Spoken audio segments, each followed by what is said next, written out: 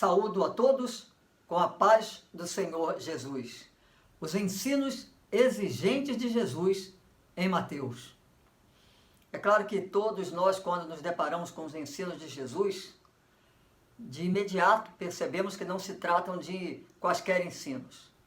Mas todos precisamos admitir que, embora sejam preciosos, especiais, profundos, afinal vieram da boca do próprio Senhor Jesus, são ensinos que praticamente são considerados por muitos cristãos como impossíveis de serem praticados. Mas o fato é que, quando nos aprofundamos na palavra e nos aprofundamos mais nos ensinos do Senhor Jesus, vamos compreendendo os propósitos e o poder desses ensinamentos na vida do crente.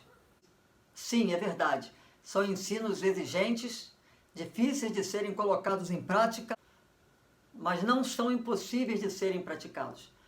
Se fossem impossíveis de serem colocados em prática, o Senhor Jesus não os teria ministrado.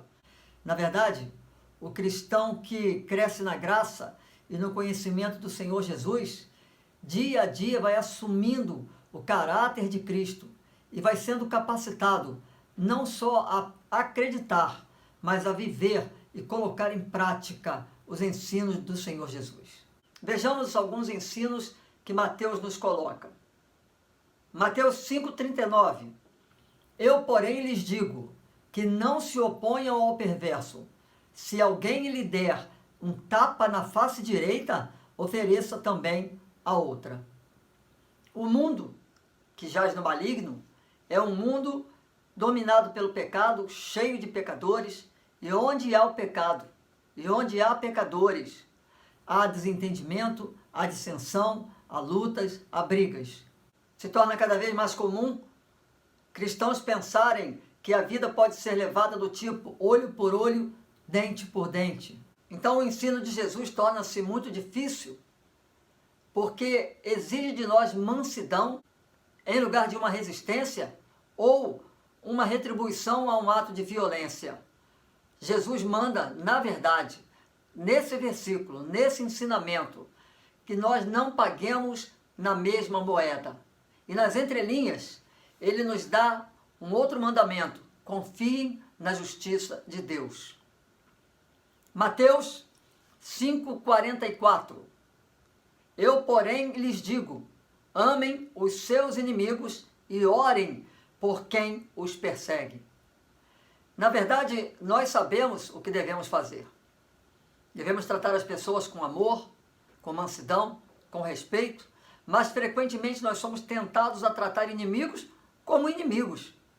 Muitos se escoram em seus próprios temperamentos, que às vezes se tornam explosivos, para justificar as suas ações.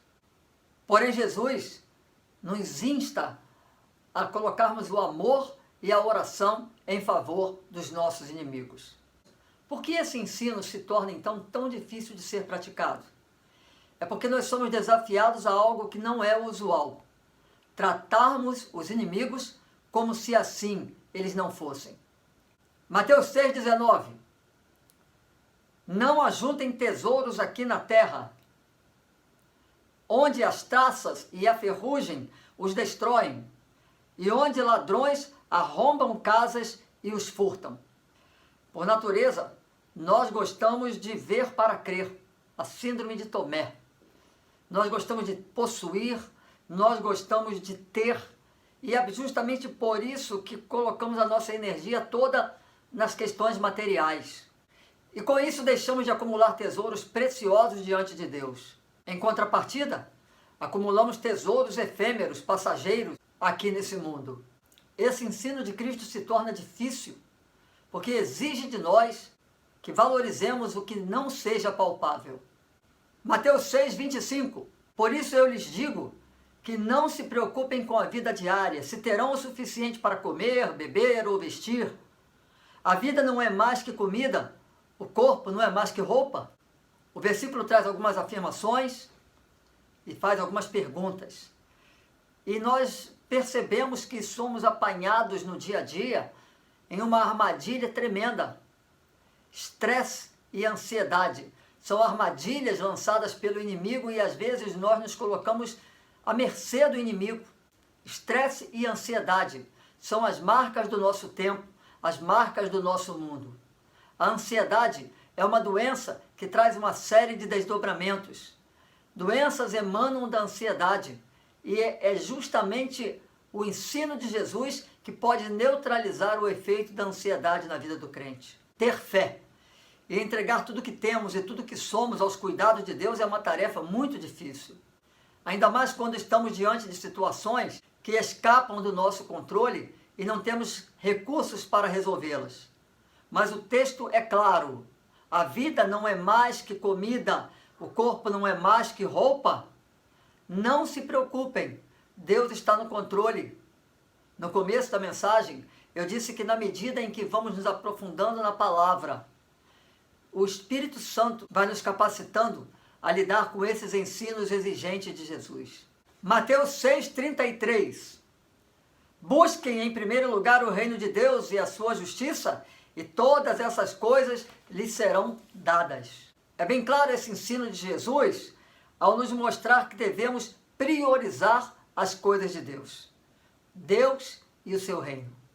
A dificuldade desse ensino é justamente colocar em prática, porque normalmente não tomamos atitudes que demonstram verdadeiramente que Deus é prioridade em nossa vida. Tantas coisas assumem lugar de Deus em nossa vida. Trocamos Deus por tão pouco. E na medida em que vamos repensando a vida, precisamos pensar que Deus tem que estar no centro das nossas atenções. Mateus 7,12. Em todas as coisas façam aos outros o que vocês desejam que eles lhes façam. Essa é a essência de tudo que ensinam a lei e os profetas. Muito interessante essa expressão. Essa é a essência de tudo que ensinam a lei e os profetas. Tudo que o Senhor Jesus ensina está encerrado nesta visão. Em todas as coisas, façam aos outros o que você deseja que eles lhes façam.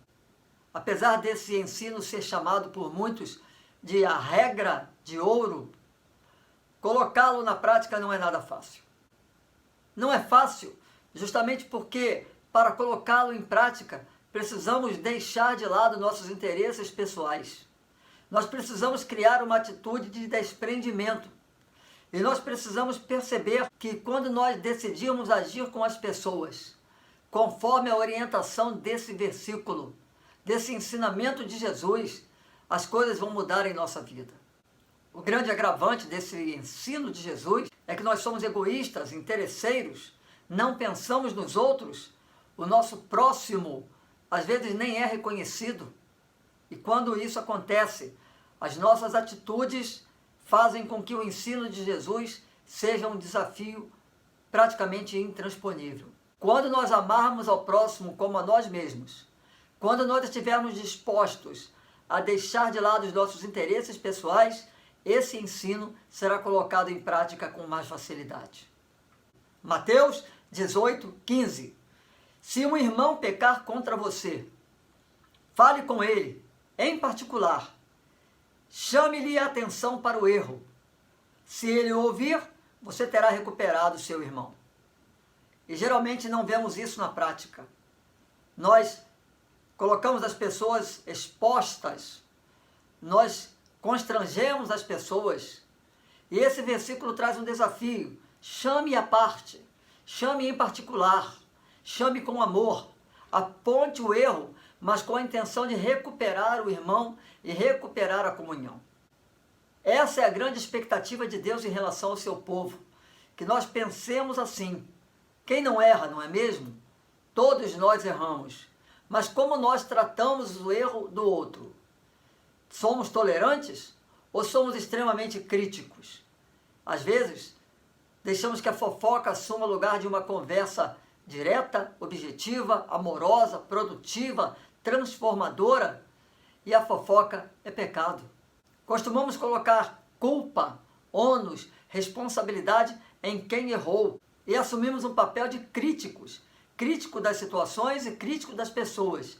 E quando isso acontece, nós esquecemos que é o irmão que está pecando. Se um irmão pecar contra você, fale com ele em particular e chame-lhe a atenção para o erro. Se ele o ouvir, você terá recuperado seu irmão. E se não ouvir, bem, tranquilize a sua mente, aquiete a sua alma. Você fez a sua parte. Concluindo, peça a Deus que revista você de discernimento, sabedoria e amor. Confie na justiça de Deus. Ame e ore pelos seus inimigos. Aprenda a valorizar os verdadeiros tesouros, que são os tesouros espirituais. Tenha fé e se entregue aos cuidados de Deus. Trate os outros como você quer ser tratado. Seja humilde e recupere um irmão que esteja no pecado, no erro. E por fim, busque o reino de Deus e a sua justiça, e todas as coisas lhe serão acrescentadas. Inclusive, os recursos para colocar em prática esses exigentes e preciosos ensinos de Jesus.